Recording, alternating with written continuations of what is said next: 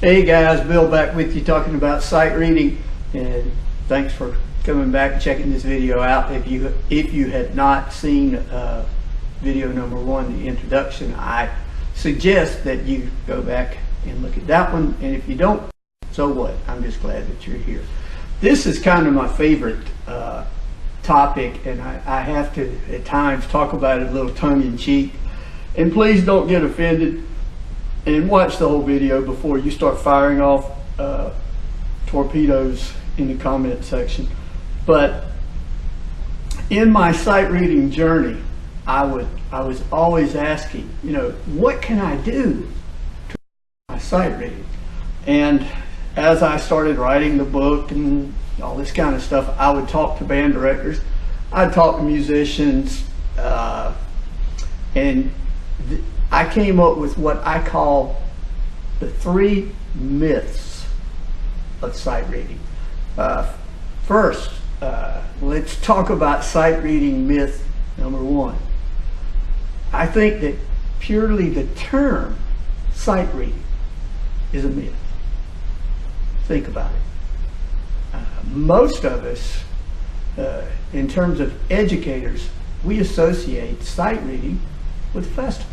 We associate sight reading with trying out for honor bands, All-State, different things like that. As a professional musician, oftentimes you view it a little differently. It's like sight read well or you get fired, or you just don't get the gig to start with. But if you stop, to me, when you say sight reading, when you say that, oh, well, we just can't sight read, to me, that means that we read music really well already. It's just when it's put up front of us the first few times,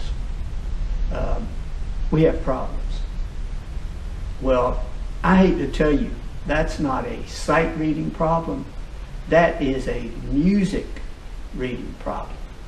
If you have trouble sight reading, more than likely, it means that you have not mastered and internalized the basic components of comprehending what you see on the page of paper. So, I don't know, sight reading to me is almost like a non-term, and that's myth number 1. Myth number 2 is kind of my favorite. I love it when I talk to someone about sight reading, and as many directors, and I know because I was a student in band and I was also a band director, they say, oh, well, we just practice reading a lot of music. Now, if you're a director or if you're still a student in middle school or high school, you know what it's like when you get ready for festival. You barely got your festival music ready, and at the very last minute, the director drags out all this music, and you spend a couple of days doing that, and it's like, okay, this is going to make us a better sight reader. Okay, I have 2 little stories, parables, if you will, that address this problem. I want you to imagine that you're a Little League baseball coach. Okay? Now, when your team meets to practice, you realize that you have a young man on your baseball team that's blind. Well, okay, please, I'm not putting down blind people. Don't start putting nasty comments. I promise you there's a moral to this story. But anyway, you put the kid out in right field, and along with the coaching and, calling out of his buddies, he's able to get to the ball, and truth is, he has a pretty good arm. He can gun that thing into the infield. But the problem is the bat. The problem is he strikes out every single time. So you being the good coach, you know what you're going to do. You pull him off to one side and you make sure that he's got the proper grip on the bat, and you make sure that he's got the perfect batting stance. And then, of course, you tell his dad that he needs to go to the sporting goods store and buy one of those special $100 bats and a really cool batting glove, and maybe even a bag to put in. because I think that raises batting average 25 points, doesn't it? Oh yeah, and you get his dad to take him to the batting cage every afternoon. So next week comes around, and he comes up to bat with his really cool bat and his batting glove, and he's holding the bat right, and his stance is good, but he strikes out. Well, like any good coach, you pull him off to one side at the next practice, and you work his stance, you fine-tune his stance, you fine-tune his grip. You send him, you get his dad to take him back to the batting cage every day of the week. All right, you come back together for the next game, and he strikes out again. Well, have you ever stopped to consider that the reason he's striking out is that he can't see the ball? Well, that's the way I see the concept of practicing a whole bunch of music in order to improve your sight reading skills. Now, practicing a bunch of music does have its place after you have mastered and internalized the fundamental understanding of the music. But throwing a bunch of music out there, most of the time, students, we might want to think that they really understand this stuff, but truth be known, they have a situational understanding of a lot of this stuff. That is, they understand it as it applies to a certain song, but they don't have a total understanding. And one more little story about, we read a lot of music. Okay. Another example might be if someone was trying to help me speak better Spanish. I worked on one ship, and my fellow trumpet player was named Venceslav Blagoev, and he was from Romania, I think. Tremendous player. And he asked me, he said, what you call someone who speaks several languages? And I said, they're multilingual. He said, what do you call someone who speaks 2 languages? I said, bilingual. He said, what do you call someone who speaks 1 language? And I said, well, I don't know what. He said, American. And he laughed at me. Probably true, because I don't speak any foreign languages. Well, let's say that somebody, all you need to do is practice reading, a book of Spanish. Great. They give me a book, they give me some magazines. I'm sitting here looking at this stuff. Might as well be Greek or Latin. And the problem is, to start with, I don't speak Spanish.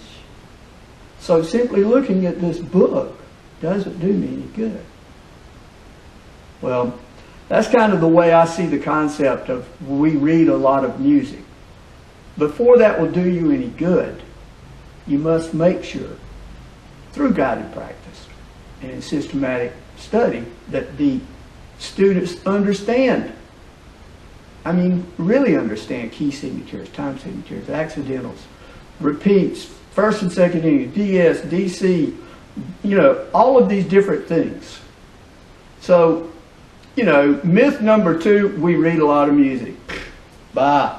All right. Myth number 3.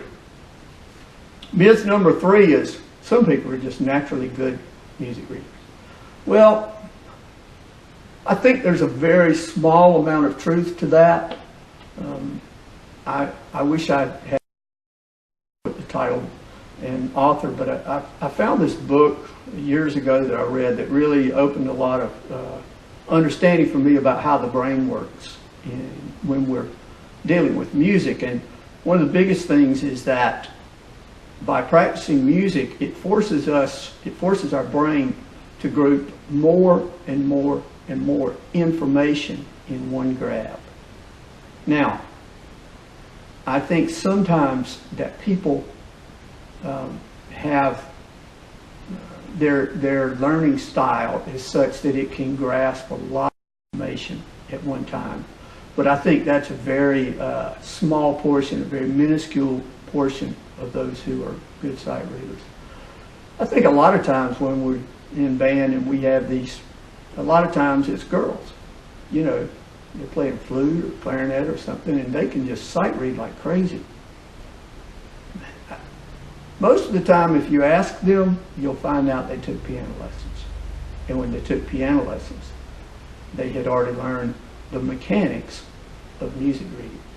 Therefore, when they picked up a band instrument, they were already several yards ahead of everyone else.